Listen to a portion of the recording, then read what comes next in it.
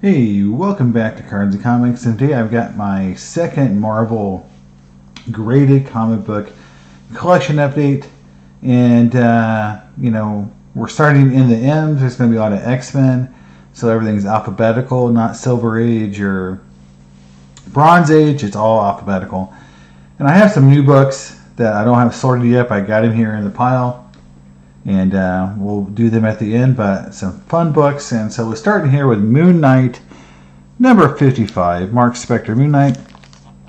And this is important because it says right here, first published Stephen Platt art. A lot of people view him as kind of the quintessential Moon Knight artist, and so you can see very heavily inspired by Todd McFarlane, as you can see by kind of the large cloak, the kind of the mask, the how the uniform or it's all ripped. So very Todd McFarlane-esque book there.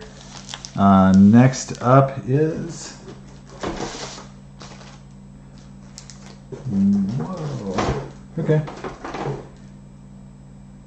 Marvel 2-in-1.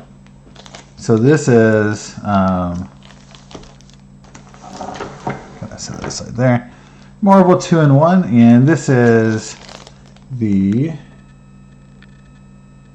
Scarecrow and Torch appearance. I don't know really why I bought this book. I think I just liked the cover, and I thought it was kind of interesting that the Marvel had its own Scarecrow, and this is kind of in that time period where they were doing a lot of horror themed books. So Marvel 2-in-1 presents number 18. Nothing really big there. That's just kind of a fun book I picked up because I like the cover. Next up is Marvel and DC presents. So this is back when you had the two companies actually willing to do crossovers with each other. And so this is X-Men and Teen Titans. And so this is number 1, and it says something like, here we go. Sort of focus for a second. Yeah, Darkseid, Dark Phoenix, and Deathstroke appearance and a wraparound cover. So there's the back with a really nice Darkseid cover. You got some of the more of the X-Men on the back, the Teen Titans, and then on the front you have some, again, another mixed Starfire here. So fun book.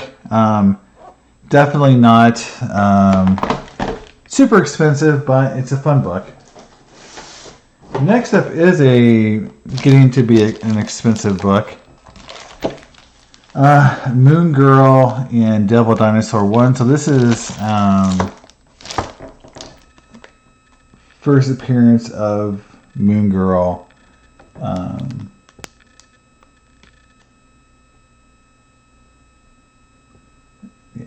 So Lucilla Lafayette, or Lunetta Lafayette, sorry.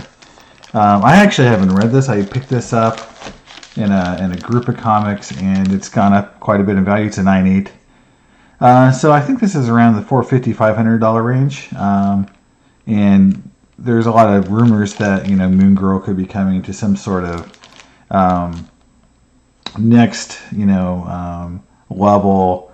TV, introduced at some point in some Marvel universes, but we'll see. Kind of a interesting character, and I think it's definitely one of the ones that I think people are kind of keeping an eye on in terms of spec. Another Moon Knight, so obviously a little out of order here. Sorry about that, but here is Moon Knight number 24. So this is a Bill Sienkiewicz cover, so it's got the cool, like his, again, the bold colors that he's known for. So it's a cool Moon Knight cover, and again, you saw the Stephen Platt art, and so here is Bill Sienkiewicz, and so just contrasting styles for the character, so you can kind of pick which one you like best. Next up, New Mutants number 98, a 9.2.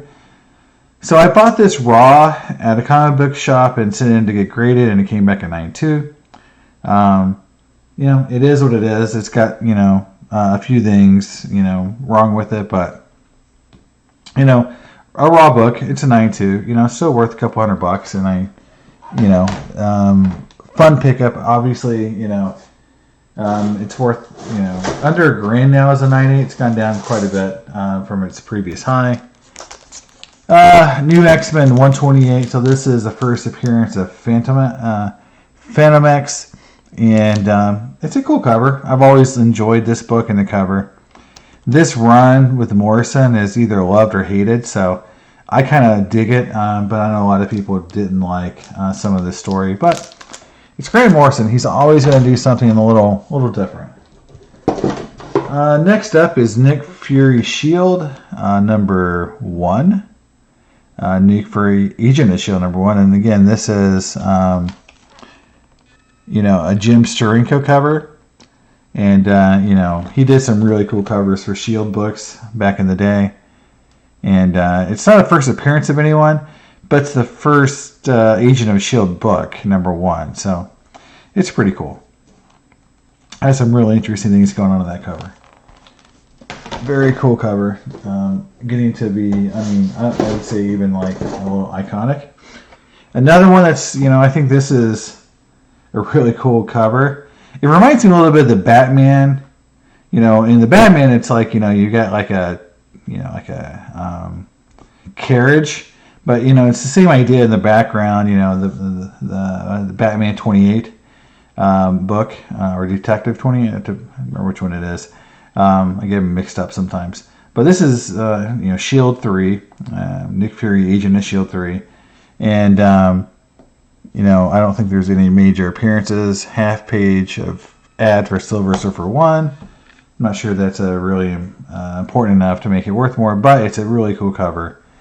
Again, Jim Steranko really is an awesome artist. Really love his work on this book. Ooh, next up is a book I spec on quite a bit. This book in a 9.8 is just impossible.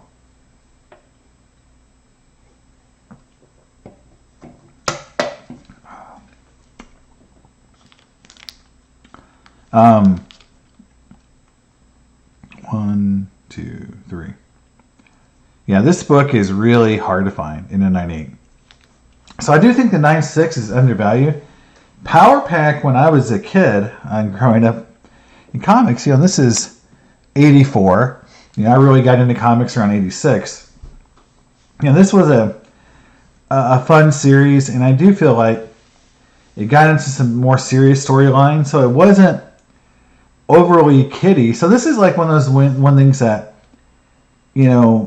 as a fan of comics, I get kind of annoyed with is, people want Power Pack to be a kid's book, but then they want the stories to be more adult, and they did that, and it was great, but then they got criticized for being too adult. And I just feel like, what do you want? Do you want, good stories, or do you want, a Disney book, So I wish they would reboot Power Pack in a meaningful way. And I think it's something that makes sense to be a property that gets at some point made into something, but they've never figured it out, and they've never been able to figure out how to make Power Pack even viable as a standalone comic book, let alone a TV series. So it's the first appearance of all the Power Pack kids. So this is obviously, if it does pop into other media, this is the book to get. And again, extremely hard to find a 9.8 in Power Pack 1. It's one of those notoriously hard 80s books to find. Punisher Warzone number 1. So again, this is one of those books that people love the cover. I've always found a very interesting cover because it's very,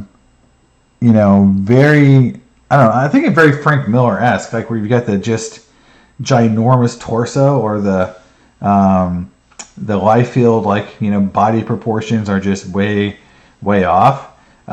Which is kind of cool. I mean, you can have stylized comics, and characters. I don't have a problem with it, but it reminds me of like Frank Miller, or somebody who will exaggerate the proportions to to make the covers look cool, and this is an example of doing that.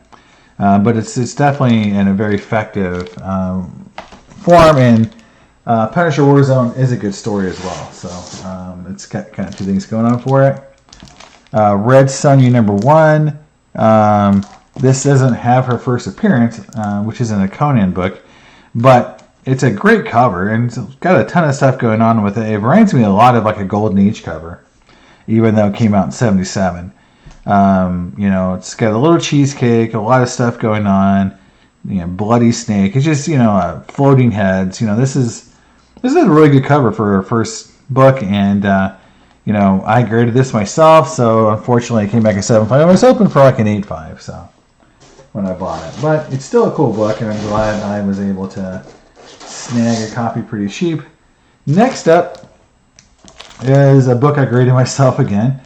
I'm not afraid to admit, sometimes, when you grade books, you sometimes make mistakes, and this is definitely an example of me making a mistake here. In terms of, overestimating what this would grade. In fact, I think it was pressed, and the pressers gave me a 9.496 grade. It came back at 9.0. So this is the first appearance of Beta Ray Bill, but it's a great book, and I don't mind having a 9.0 in the sense is that this book is so popular that at a comic book show, it's still going to get a lot of attention, and everyone wants the first Beta Ray Bill. So I'm not worried about selling it. Thor 412. So this is first full appearance of the New Warriors. So, I'm a huge New Warriors fan. I think it was a great book. I'm a big Speedball fan, Night Thrasher. I just feel like, the whole Civil War storyline destroyed the New Warriors in a way that's just kind of dumb. And I felt like it crapped all over some really good characters and made them almost unusable for almost decades now after that storyline. So I feel like this team was a good team, had a lot of cool characters, and this is their first appearance. And again, everything comes back around. So I think the New Warriors could be something that eventually comes back around in the Marvel Universe into something meaningful and fun. But it's 9.8. Alright, here's my first X-Men. So I'm thinking that this is starting the X-Men run. So this is X-Men number 71. So nothing big goes on. It's just kind of a fun cover. A lot of cover, characters. So a lot of people on the cover, but nothing really important going on here. So it's just kind of a fun book. Again, you can't go wrong with early 70s X-Men, no matter what you do. Next up is obviously a much more important book. You saw I had the Giant Size X-Men in my other video, and so here's the 94. And so this is a 7.5. So the Giant Size X-Men was an 8.5. This is a 7.5. So this is like the first appearance of the team in the normal book or regular continuity, or how you want to say it. Giant Size X-Men is the first appearance of everyone. This is kind of the first appearance in the actual series itself, and so it's just a cool cover, and I think it really presents itself really well. It is a nice looking cover. You can kind of see, up here in the black, you don't get a lot of checking, and the spine isn't that bad. So it's a pretty good book, and again, this book went way up and then kind of settled, and then it's very important, and then it's kind of in that debate of what's more important than Giant Size X-Men or the 94. There is, I think, some data that the 94 is harder to find in higher grades, so there's that. Next up is X-Men number 141 and a 9.4. I picked this up pretty cheap. I think it's still a great storyline. Days of Future Past is like literally, I think the most well known and talked about X-Men storyline of all time. You've got the Mutant Massacre. You've got Days of Future Past, Dark Phoenix. So you got these kind of really classic X-Men storylines. But to most people that I know, will say that Days of Future Past is the best. And some people will say Dark Phoenix, some people will say Mutant Massacre, or whatever other storylines you're going to pick. But I kind of agree that this had the most iconic, type of action in the series and had the most stake, in terms of like what happened to the characters. So I just feel like it's a really good storyline, some cool art, and you get that cover that is kind of iconic now. Next up is X-Men 150. So it's not, iconic in terms of like important, things go on. So 150, it's kind of a cool cover, but nothing major goes on in it. Kind of a cool cover, Magneto. It's number 150. It's an early 80s X-Men, but it's a 9/8. And people always are putting this run together in 9/8. So, next up is X-Men 168, first appearance of Madeline Pryor. So I always think this book is super undervalued. Every time I look at it, I'm like, wow, that book's like not $1,000. It's the first appearance of a major X-Men, but it's from 83. So there's a little bit more copies out there than some other of these first appearances for X-Men. So I kind of understand that a little bit, but it's a cool cover. It's great that the character is on the cover of their first appearance, which is sometimes not the case. So I think it's definitely good to have, hold on to, and you never know. Characters like her become, one storyline, one appearance, they become the next Loki or something like that, X-Men number 196, again, just a cool cover. I've always enjoyed this cover. Some bondage gear character, so I think they were a little sly on this one. But not an expensive book. And again, a lot of my comics, not every book is like a super expensive $1,000 book. I have a lot of just fun books mixed in. I've talked about this border, this anniversary border. At one point, I was collecting all the comics with this border. So X-Men number 211 is one of them. I think first full appearance of the Marauder, so that's pretty important if you want to talk about the Mutant Massacre storyline. So the Marauders definitely are important in that storyline. So it's a cool book. It's not high grade. 9.4 is okay.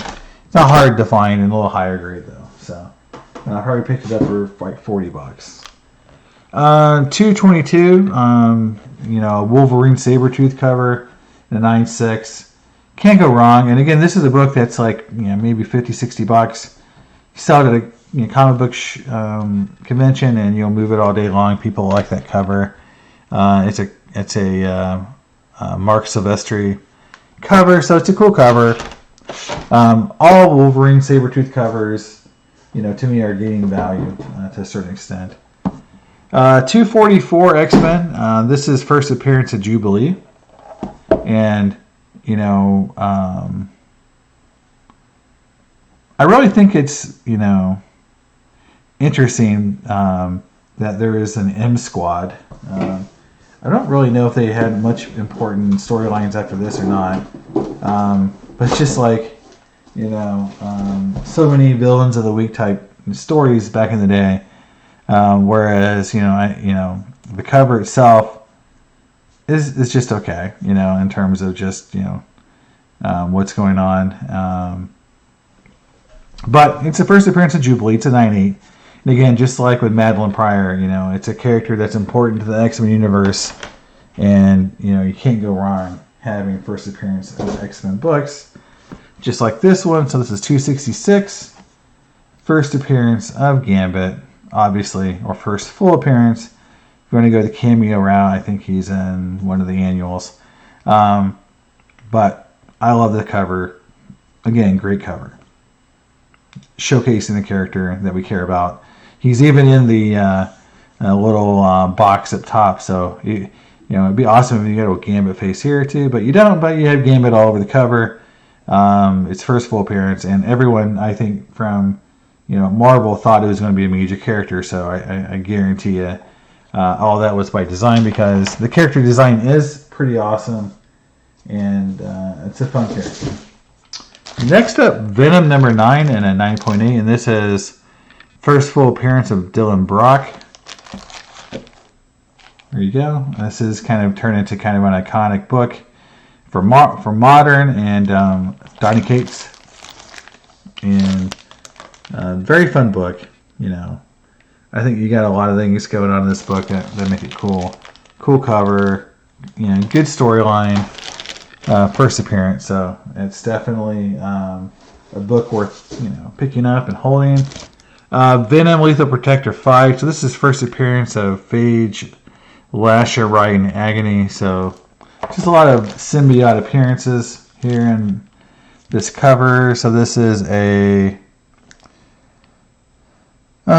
who's doing the cover here? Mark Bagley, De La Rosa cover. So it's it. You know, it reminds me a lot of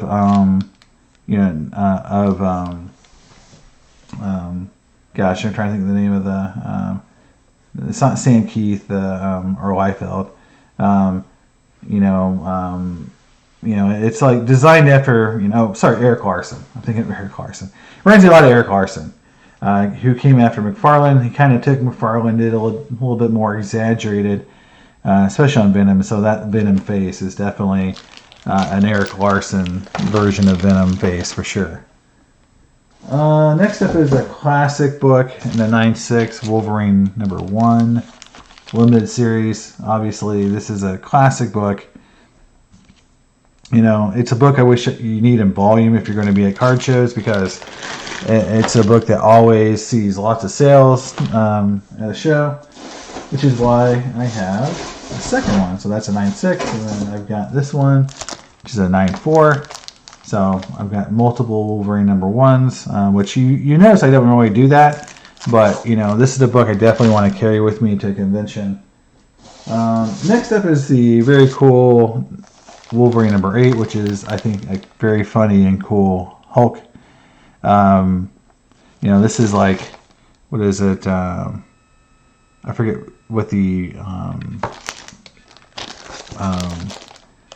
like the Smart Hulk's called, but yeah, it's like a different Hulk on that cover. And then here's a pinup of Liefeld. I don't know what's going on there, just a lot of stuff and knives and or swords and arrows, but it looks cool. So the Liefeld pinup on the back, Smart Hulk appearance on the front. John Buscema. So again, I think this is becoming more and more iconic. Because normally Hulk and Wolverine are fighting, so it's cool to see him on a cover that's kind of chilling. X-Men number 5. So this is, first appearance of Maverick. So number 4 is what everyone's specking on. But I think the cover for this book is just outstanding. So it's the Jim Lee cover. And I just feel like it's one of the cooler covers that's out there. It's basically the same pose you would get from Wolverine versus Sabretooth. It's just Omega Red. So very cool book. And a 9.8. I think it's a little undervalued. It's not very expensive at all, for sure. Next up is a 9.2 X-Men 25. So this is the variant cover. It's got the hologram, which you can see there, Mr. Hologram. It's a cool book. I like the hologram, so it's very nostalgic for me. It's 9.2. It's not a tough grade, but the hologram's cool. And then last in my box here is the Young Avengers 9.8. So this is first appearance of the Young Avengers. First professional comic work by Alan Heinberg. Okay. There you go. Young Avengers number 1. This book has caught fire, as everyone is, obviously, awaiting a Young Avengers series. So I think everyone will be happy when that's finally issued. But yeah, Young Avengers 9.8.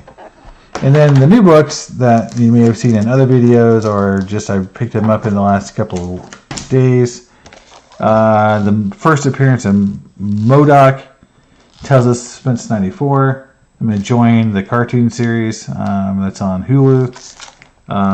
So first MODOK, and then I've got this X-Force number 116 with the first of appearances Zygost, Sluck, Jen, Genie, Battering Ram, Plasma, Go-Go Girl, Antichrist, and Dupe. So, a lot of first appearances in this book. Dupe is kind of like the character I'm kind of most, I care about. But again, just X-Force 116 and 9.8. A lot of first appearances there. It's kind of a low risk spec. Uncanny X-Men number 268. This is a Jim Lee cover, and it's just, again, a cool Jim Lee cover. And I picked it up because I really like early Jim Lee. And I had another video where I talked about speccing on actual artist, and this is an early Jim Lee cover. It's really iconic. You got Black Widow, Wolverine, and Captain America there, all in cool poses. So I think high grade, this book is going to be something collectors want to have. If you're a Jim Lee fan, that's a book you're going to probably want to have. And then last but not least, a book that was featured in its own video, but my Silver Surfer number 3. I've got another Silver Surfer key on its way, and when it shows up, I will definitely do a video on it because it is such a cool book. So there you go, my Marvel Part 2. A lot of books, but I want to show you kind of like, I don't have just all keys. I collect a lot of books that I just like, or have cool covers, or have a good story. So not every book is a key first appearance $1,000 book. I get a lot of $40 to $60 books too. But that's the collection, and hope you guys liked it, and send me some comments, and I'll see you next time. Bye.